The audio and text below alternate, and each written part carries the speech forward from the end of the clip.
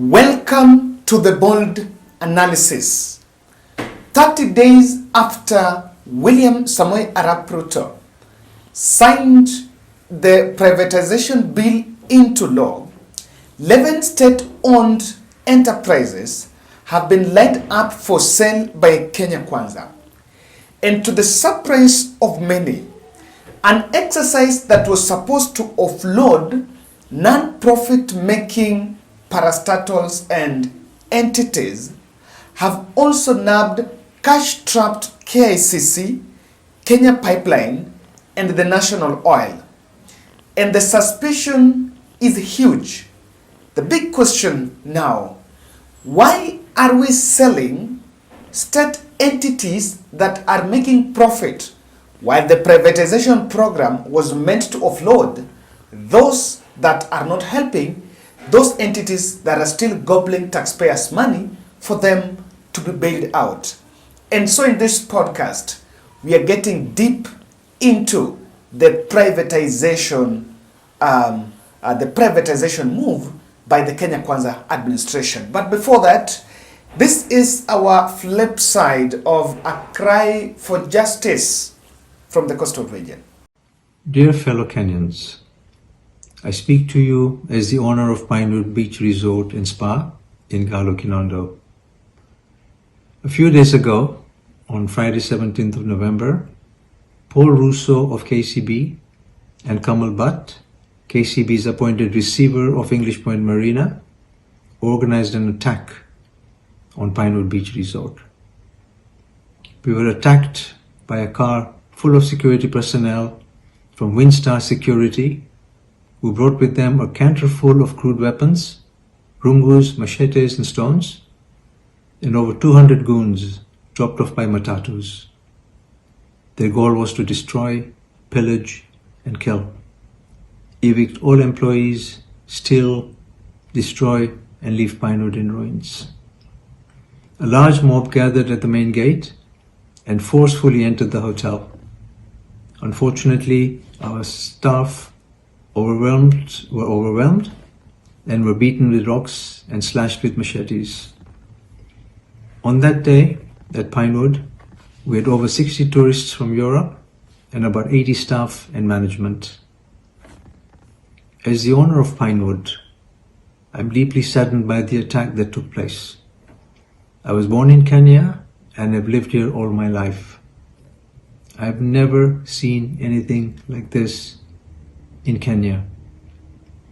The attackers acted with complete impunity, savagery, no regard for the law or the court-ordered injunctions. We have comprehensive CCTV footage and the scenes are unbelievable, shocking, distressing, sad, just unbelievable. This is not my Kenya. The attackers overwhelmed us from the main gate and the beach. They beat our staff and robbed our guests in broad daylight. This is the second time that they've tried to enter Pinewood forcefully, and they continue to do so despite court injunctions. Yet, despite having a court-ordered injunction, KCB and their appointed receiver continue to attack Pinewood. This time there were no receivers or lawyers present. The attackers made their way through the hotel, ambushing guests and beating our staff to the ground.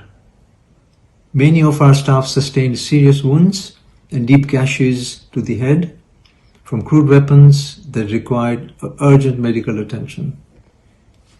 Tourist police had to intervene with gunfire, while our own staff were forced to fight the attackers head on. It's so sad. And someone sent for me that video and I decided to feature it on our flip side so that we need to, maybe that's some of the things that are happening within these corridors. Now, the list of entities that have been lined up for privatization has been attracting media attention. And I want to give you that list, just a snippet of that list. The National Treasury has listed Kenya Literature Bureau, KLB. This is the printer. Where rice mills, I think this is from Mount Kenya. Western Kenya Rice Mills. New Kenya Cooperative Creameries Limited. This is in the milk space, and this is a place that Rigathi Gachagua has been crying that it is really inhabited by cartels. But then we are seeing a privatization move.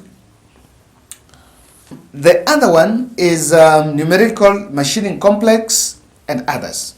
The Kenya Vehicle Manufacturers Limited, Kenya Seed, and the Rivertex. Now, those others that have been put up for sale and are profit making, that are making profit, is Kenya Pipeline, KICC, the Kenya KICC, that building in Nairobi, and the NOC, that is the cash, the national oil, which is in the oil space. I don't think it's one of the mostly trapped. And what has been suspect is the trail of how the privatization has been done. That what Kenya Kwanza did, they repealed the 2005 Privatization Act and domiciled that program under the Treasury, under the Cabinet Secretary, and then there was a privatization authority that was also formed. And remember Parliament complaining that the executive decided to ensure that Parliament is locked out of the privatization exercise, and what's going to happen from the Treasury, the bill will get it will be approved in Parliament, then it only goes to Parliament to ratify. To ratify means they're not going to question. No, they're just going to ratify. In fact, they're just going to rubber stamp what has happened, what has been done by the executive. And I believe, I trust the political experts that are saying the country is trailing a dangerous route when the Parliament is losing its autonomy, its independence, its space. So they've been deprived of that oversight role. Another red flag is the fact that after the sale, the proceeds of that will go into the consolidated fund. I want you to mark that because hapa mbele, I'm going to explain more into it. And I remember Azimio la Umoja coming out to complain about Parliament being sidelined from this process. Anytime in an era such as ours, where our Constitution and Article 10 requires that whenever any public policy shift decision is made, there must be public participation. And you sit in cabinet to make a decision as important as taking away the oversight role of Parliament on decisions of the executive, that you are going to sell public assets without involvement of the representatives of the people. Yet on the ground, these people here, Mheshimiwa Nabulindo, if Mumia's sugar and its land is sold, you are the one who will be asked by the people of Matungu. Parastatals in our region, or parastatals in Kenya generally, including Kenya Meat Commission, should not be sold or privatized the way the current law is being prepared. This is a fraud to the people of Kenya.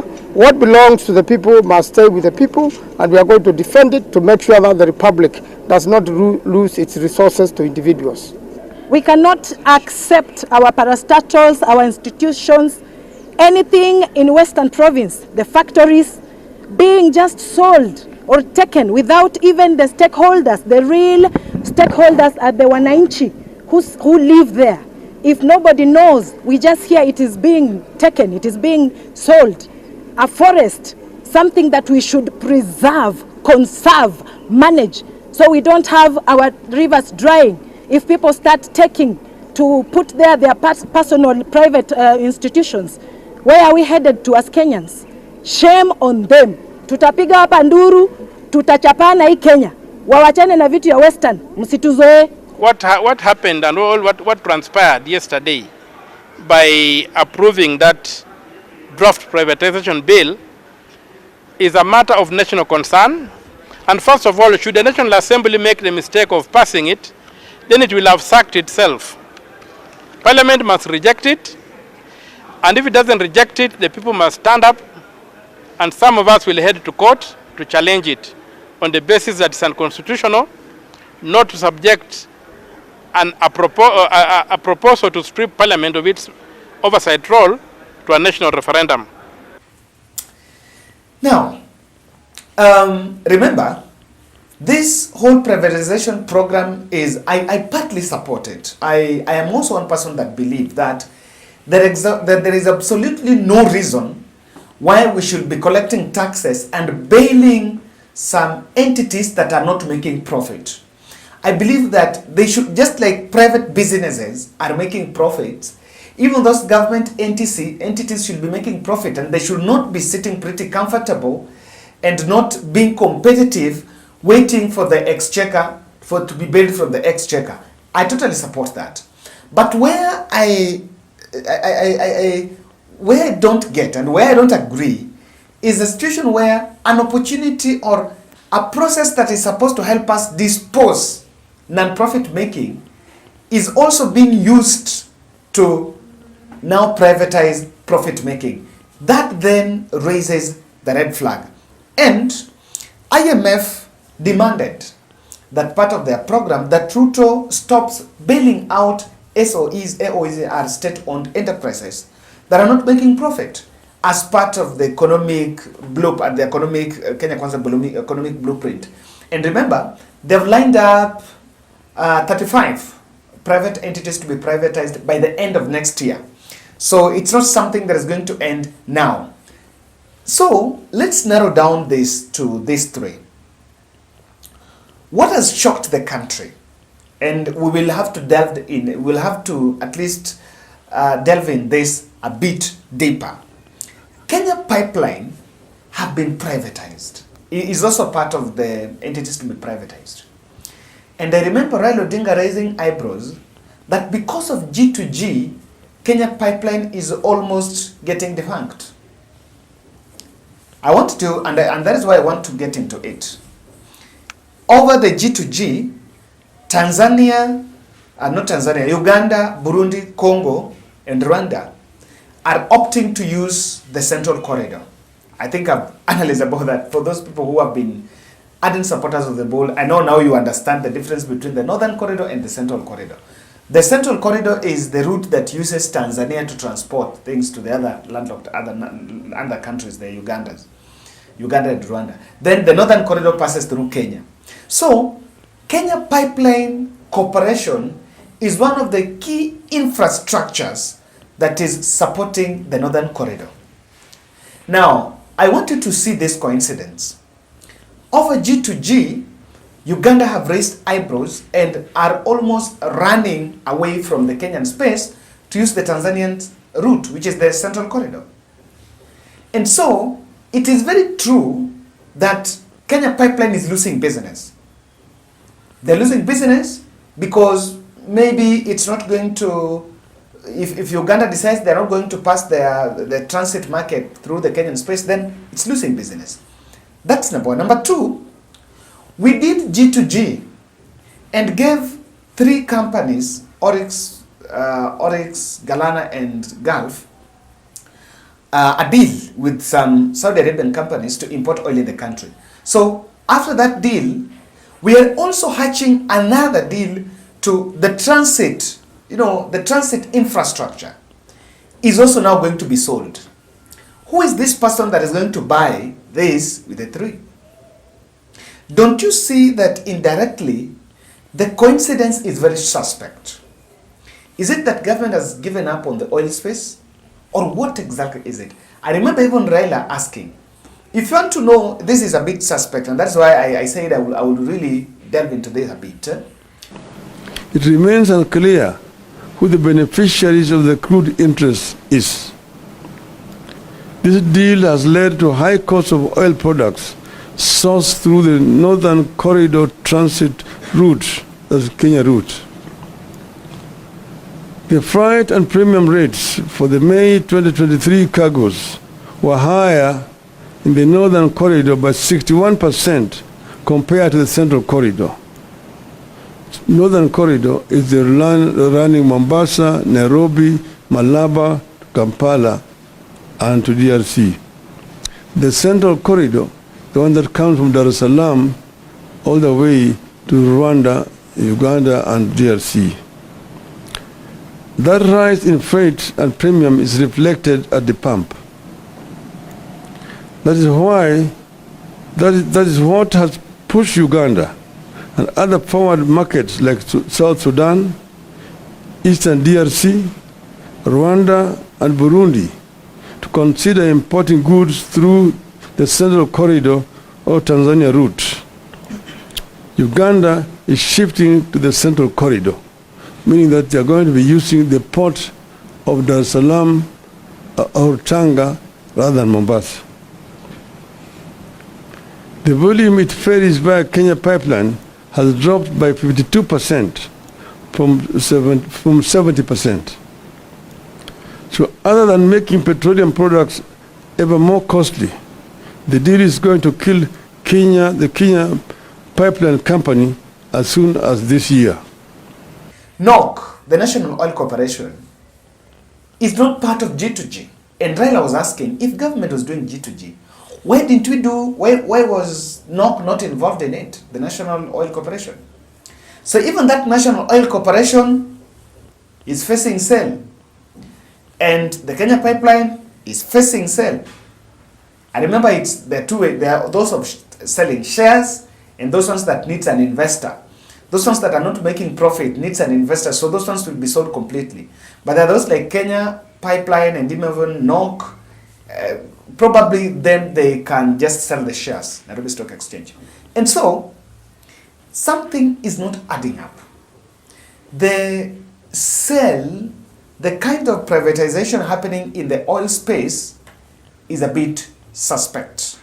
And that is why I want to say this. We must ring-fence that process to ensure that that money doesn't get into people's pockets. For lack of a better word, it doesn't change into another conduit of just making people or making state officers rich. That's the gospel truth. Now let's come to KICC. KICC makes profits. Yes. And the KICC is where almost international summits that have been held in this country, as you can see even the first lift here. The inaugural climate summit that was held successfully in Kenya was held in KICC. They make money. KICC hosts a number of government offices, ministers, some corporations, some MPs. They have offices in KICC. And it is very true that this infrastructure is not making a loss. The only thing we need to agree, and on this one I agree with William Ruto, and it should not be abused. It is very true that there are some state corporations that have been used in the past as conduit of, taking money from the public coffers. For example, you can see a corporation like, you can see an entity like KICC, it's not making loss, but there will be a deal hatched for it to receive some money from the exchequer, and because that money is not going to be used, from it goes to KICC, then it's used, the state corporations are used to swindle that money from government to a state corporation, then it gets to individuals' accounts. That indeed has been happening, and I really want to agree. But the fact that an entity is normally being bailed from the national government does not mean that it's making losses that should be sold, because that bailing should not be used. It should not be weaponized to sell some entities, because it has often been abused. Not really, those people don't need the money, but the money is getting through KICC or through such entities. I'm not saying that has been happening, but I'm just giving an example that money has been used sometimes, bailing, in the name of bailing these entities, but it's just getting to people's accounts. So that cannot be the strongest threshold to even start thinking about selling. On this one, it's a bit suspect. This is the place where all entities are going on. If it is sold, who is the buyer? And some of these entities, KICC, look at that infrastructure. Who is having that money? I know it's possible, but who is going to have that money to buy it? Who is the buyer? Before even arrive at that act, I'm very sure those sitting on this know very well who is the prospective buyer, who is willing to buy, who are we selling to? It's it. And I want to ask William Ruto, is this sustainable? Is privatization sustainable? Because it's supposed to achieve 3 objectives. Number 1, generate revenue for government to help maybe support their fiscal policy plans. And number 2 is to help them offset their loan obligations, their debt obligations. Now, is it something sustainable that even if we sell 35, to what extent is it going to ease the burden?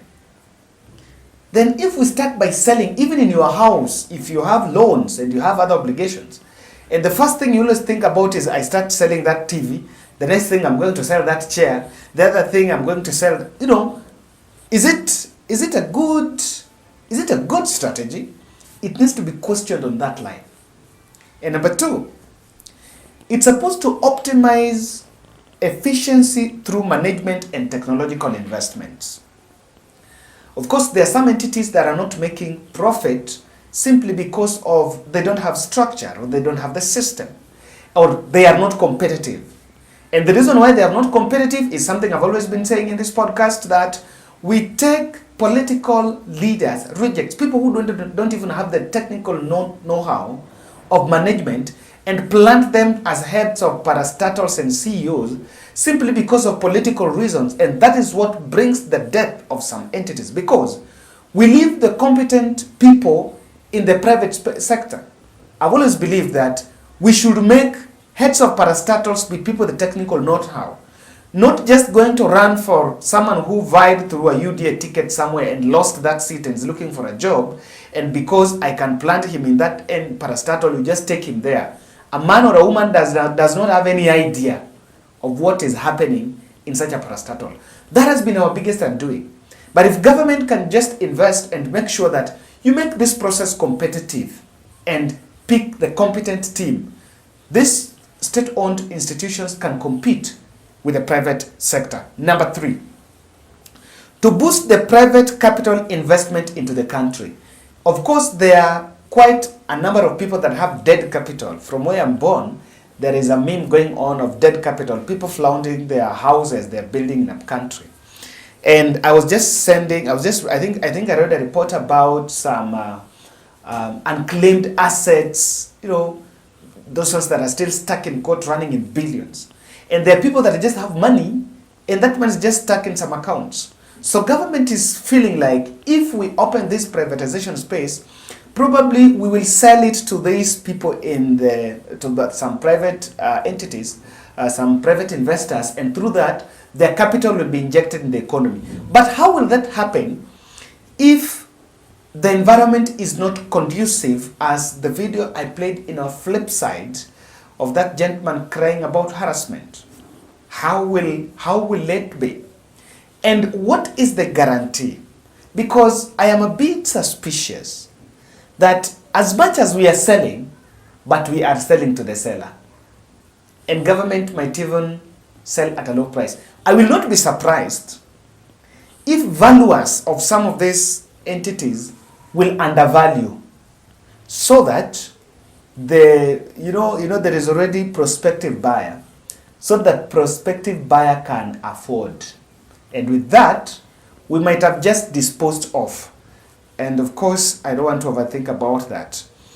The legal framework must be tightened to ensure that the scoop from this program does not turn into another world of plunder.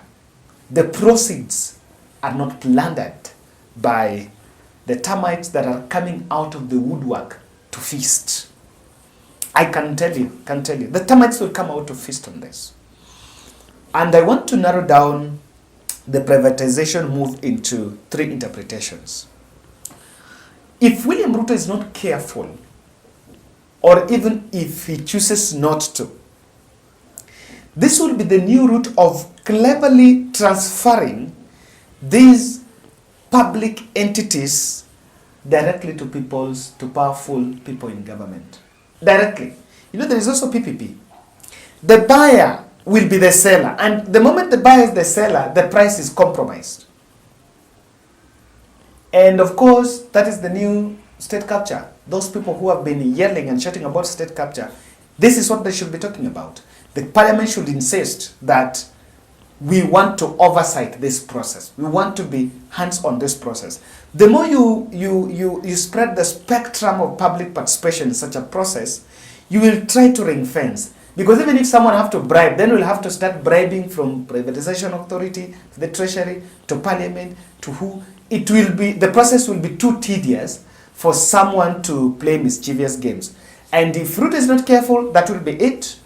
And on that, I don't think we'll win. In fact, I believe that the state officers should not buy these things. That is not new money. That will be money from that fund to here. In fact, if we allow them to buy, we are going to encourage corruption. Because what will happen here is there will be huge corruption scandals that are taken towards buying some of these things. Number two, I think Kenya Kwanza might be making the biggest political blunder to leave the oil sector to be privately, monopolistically run by the private sector. Of course, the importer are private sector players, but let the transporter be government. Even if the three companies can import oil, but let government be get the transit revenue.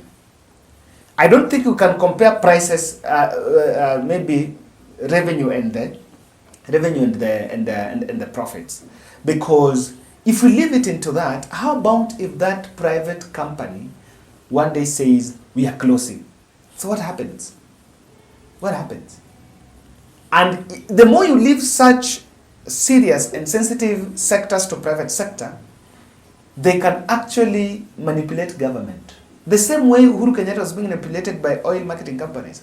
They did artificial hoarding of oil to manipulate Uhuru Kenyatta to pay the subsidies, and they created national shortage. So we need to think along those lines. Number two, the opaqueness in the direct accountability is a dangerous looting loophole. William Ruto, I'm saying this. After you privatize, directly put this money in some specific kitty, so that we know if I saw an estimation by, is it Nation? Yes, this is standard. They're saying that we have 248 state corporations. And from this sale, the government stands a chance of scooping around 111 billion. Let's put this 111 billion into special kitty so that it can be used, if we are going to use it to pay some debts, to return to from that account to keep a debt that it remains, or we can still reinvent it into profit-making entities. If we sell this, and Kenya Power is another trouble one I should not even use, and KQ is making good profit, or some other entity is making good profit, then we invest it there, so that this money doesn't go down the drain. But William Ruto, if you allow the proceeds of privatization to go to the consolidated fund, the termites is going to fit. It is going to come out of the woodwork and feast on that money. Take that to bank, to IMF, and take another loan. This one, you must be firm. If you allow that money to go there, that money is gone, just like that. Do you remember a question on Eurobond? Do you know Eurobond cannot be accounted to debt because it was simply answered that that money was deposited in the consolidated accounts to support some budget estimates, and it ended there. So even this money will end into the same kitty and be told, you know what, it was used into some budget estimates. The country will be deprived of an opportunity to audit the proceeds of privatization. On this one, if you are selling, you've decided to sell our chair, the car, fine, but make sure you account. Without it, this is money going down the drain. Thank you.